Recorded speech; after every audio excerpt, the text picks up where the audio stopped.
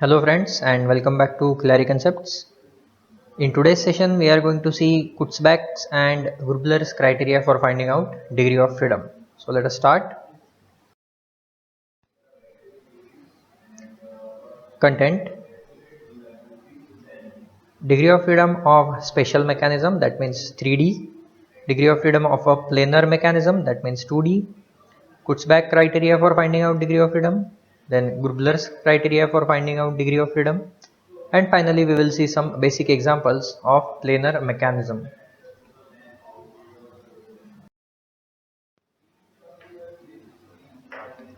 Finding out degree of freedom of special mechanism. So special mechanism, that means in space, that means 3D. Let me remind you once that in the previous lecture we have seen that the maximum degree of freedom a body can have in space is 6, right? We need to make use of this 6 in the derivation part. So to start off the derivations, we need to first consider a few notations. So n is equal to total number of links in a mechanism. F is equal to degrees of freedom. P1 is number of pairs having 1 degree of freedom. P2 is number of pairs having 2 degree of freedom, and so on. That means P3, P4 and P5 will have 3, 4 and 5 respectively degrees of freedom. Now if we are calling any kinematic chain a mechanism, that means one of the link will be always fixed, right? Fixed means it will not be moving. So therefore how many number of movable links we will be having? That will be n minus 1. N is the total number of links minus 1 which is fixed, so n minus 1, right? So maximum number of degree of freedom, I am talking about a maximum number which is possible, right? For these n minus 1 movable links will be equal to 6 into n minus 1. Why we are taking 6 over here?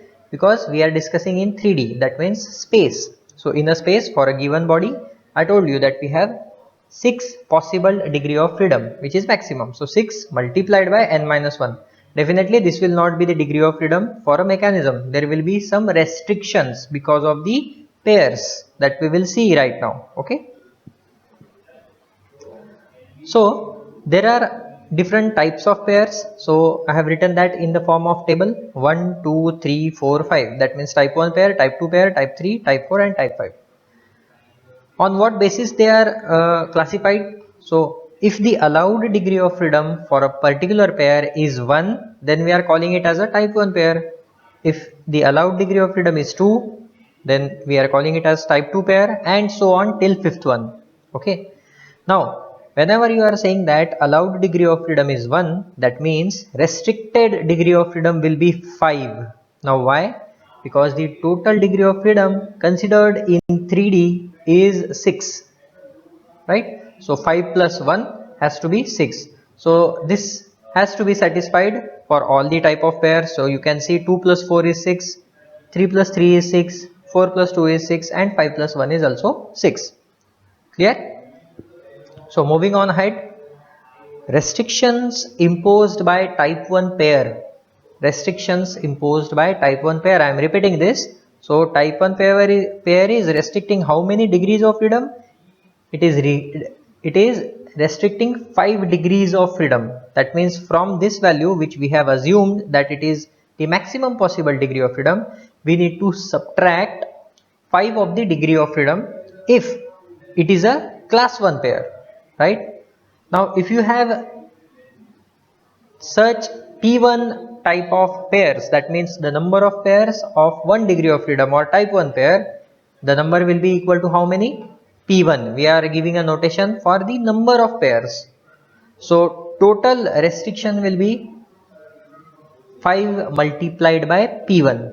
5 is the restrictions offered by type 1 pair and P1 is the number of such type 1 pairs. Very simple.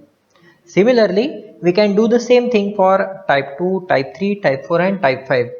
Now first of all, I will show you all of them. Now you can see the restrictions imposed by type 2 pair is how many? 4. If you have P2 such pairs, then the total restrictions will be 4 multiplied by P2, right? Moving on ahead, type 3 pair is restricting how many degree of freedom? It is restricting 3 degrees of freedom. If you have P3 such number of pairs, then 3 multiplied by P3 will be total restrictions. Similarly, for type 4 pair, it will be 2 multiplied by P4. For type 5 pair, it will be 1 multiplied by P5. Right? The explanation is same for all of them. Now, why 1 is there? Because the restriction is only 1. So, how this formula will be modified now to find out the degree of freedom of a mechanism in space? So, this formula will be F is equal to 6 into n minus 1, which we have already found out that it is the maximum degree of freedom for the n minus 1 movable links, right? So from that we need to subtract some of the degrees of freedom which are restricted. So minus 5 multiplied by P1 for this, minus 4 multiplied by P2, minus 3P3, minus 2P4 and minus 1P5, right? So this is the formula or equation to find out the degree of freedom for a special mechanism.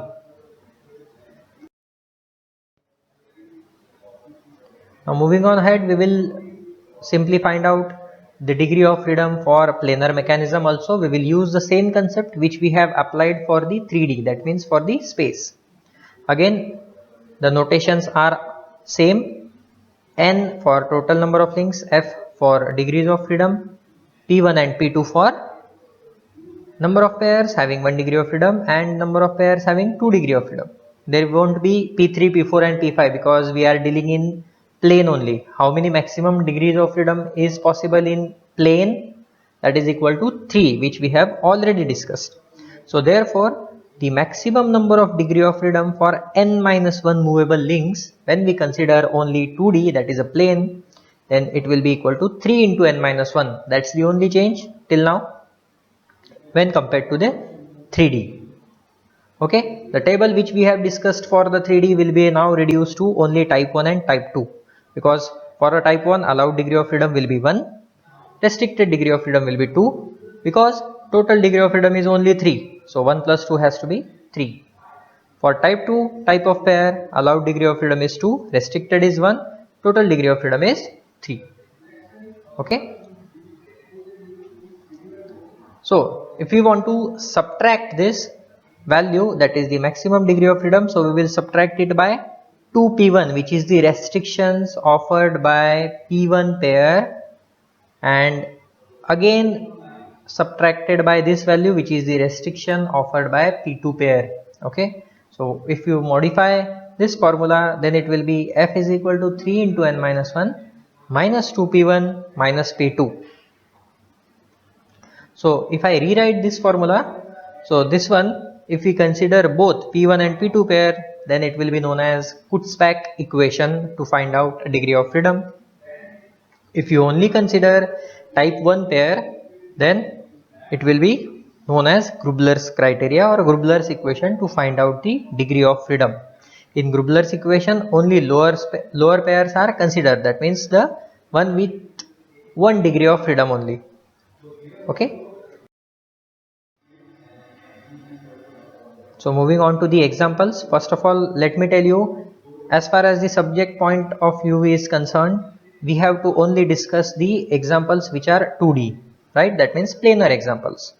Now I have shown you A, B, C, D, E, 5 figures.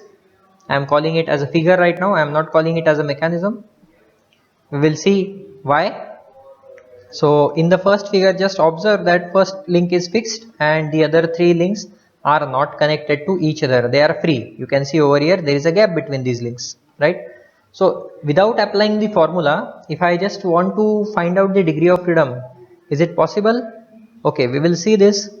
Now the second link, it is of course a separate body, it is not connected to either 1 or 3, so it can move in a plane, that means on a plane of the screen, wherever you are watching, on a mobile screen or on a laptop screen. So it can move along x-axis, it can move along y-axis, and can rotate about a z-axis. So these are the 3 possible motions that the second link can have. Similarly for the third link, 3 more possible, because it is independent of the second motion, not connected. And the fourth one also there are 3 more motions possible. So 3 plus 3 plus 9, 9 different motions are possible in the A figure. About the first one, it is of course fixed, that means the degree of freedom is 0, it's not possible, right? So the answer should be 9. Now we will cross verify using the equation which we have developed. So what was the equation? 3 into n minus 1 minus 2p1 minus p2, in which we need only 3 inputs to find out the degree of freedom. Number of links n, p1 is number of type 1 pairs and p2 is number of type 2 pairs. So here number of links is 4 and there is no question of pairs at all because it is not connected. So p1 is 0 and p2 is 0. Put these inputs into the equation, we will get the answer as 9, which we have already discussed just by looking at the mechanism. Now this is the very simplest form of figures which I have shown you, so it is possible for us to directly find out the answer without using the equation, but many of the mechanisms will not be that easy to identify the degree of freedom just by looking at them, so we need equations, right? So now we are doing connection between the links. Now first and fourth link is connected over here, so that p1 is increased from 0 to 1, you can see. Now slowly I am going to join them. So as and when you join it, there will be restriction, we have just seen, right? So p1 is restricting how many degree of freedom? It is restricting 2 degrees of freedom. Okay, if I want to give you example here between 1 and 4, so fourth link is only rotating, that means it can have only rotation with reference to the first link. Now the fourth link cannot slide along x-axis and it cannot slide along y-axis. Why? Because it is connected to the first and first is fixed. These are the 2 restricted degrees of freedom, that's why 2.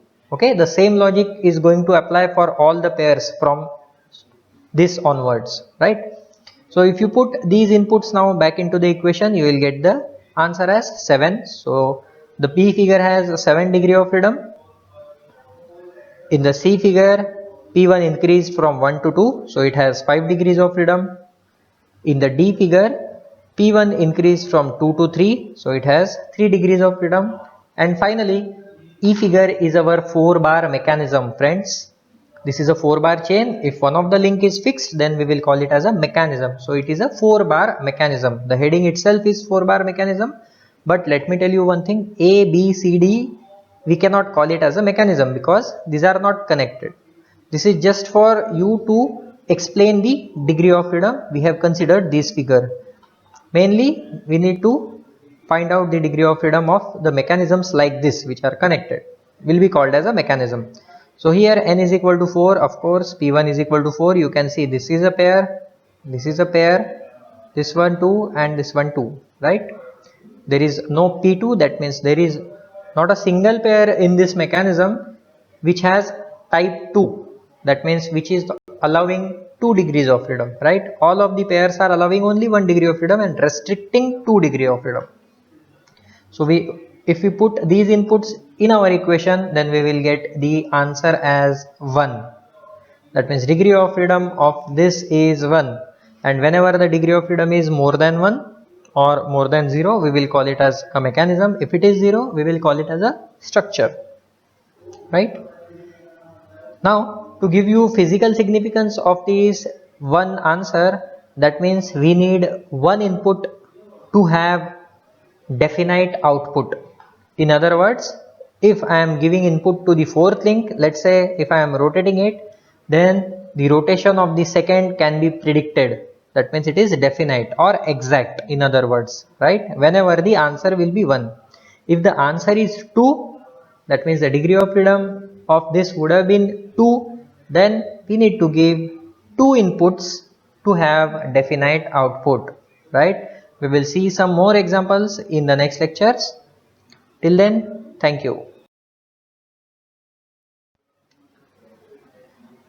If you like this video, kindly subscribe to our channel. Thanks again.